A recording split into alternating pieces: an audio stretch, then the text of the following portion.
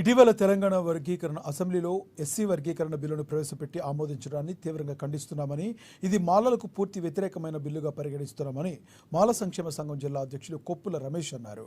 ఆదిలాబాద్ పట్టణంలోని ప్రెస్ క్లబ్లో నిర్వహించిన మీడియా సమావేశంలో ఆయన మాట్లాడారు. మాలల పట్ల రాష్ట్ర ప్రభుత్వ వైఖరిని తప్పుబట్టారు.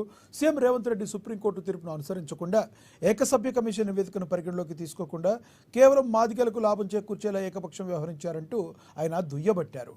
అనేక విజ్ఞప్తులు ఇచ్చిన మార్గదర్శకాలను పాటించకుండా బిల్లును ఆమోదం తెలపడం తీవ్రంగా అన్యాయమన్నారు. దీన్ని సవాల్గా స్వీకరించి సుప్రీంకోర్టులో రిట్ పిటిషన్ వేస్తామని తెలిపారు. గతంలో చంద్రబాబు నాయుడుకు ఎలాంటి గుణపాఠం ఎదురైందో అలాంటి పరిస్థితి ఈ ప్రభుత్వానికి, ముఖ్యమంత్రికి తప్పదన్నారు. సుప్రీంకోర్టు బోన్లో నిలబెడతామని హెచ్చరించారు.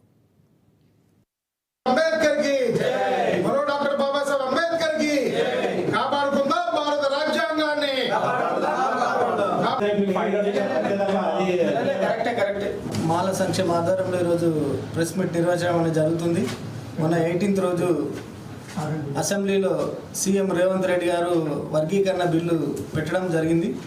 అది పూర్తిగా మాలలకు వ్యతిరేకమైనటువంటి బిల్లు, మాలలకు నష్టం చేసినటువంటి బిల్లుగా మేము మాల సంక్షేమ సంఘంగా దీన్ని పూర్తిగా ఖండిస్తున్నాం, వ్యతిరేకిస్తున్నాం. ఏకసభ్య కమిషన్ ఏదైతే ఏర్పాటు చేసిండ్రో మాలల తరపు నుంచి జిల్లాతో పాటు రాష్ట్ర వ్యాప్తంగా కూడా అనేక విజ్ఞప్తులు ఇచ్చినప్పటికీ కూడా దేన్ని కూడా పరిగణలోకి తీసుకోకుండా only Revanth Reddy single agenda మాదిగోళ్లకు లాభం చేయాలనే ఉద్దేశంతో అది బిల్లులో ఏకపక్షంగా అనేది పెట్టడం జరిగింది.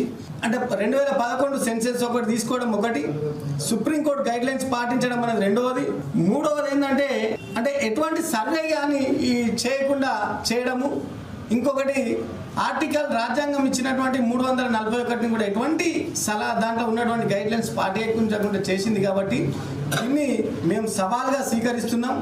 దీన్ని సుప్రీంకోర్టులోనే రిట్ పిటిషన్ వేయబోతున్నాం.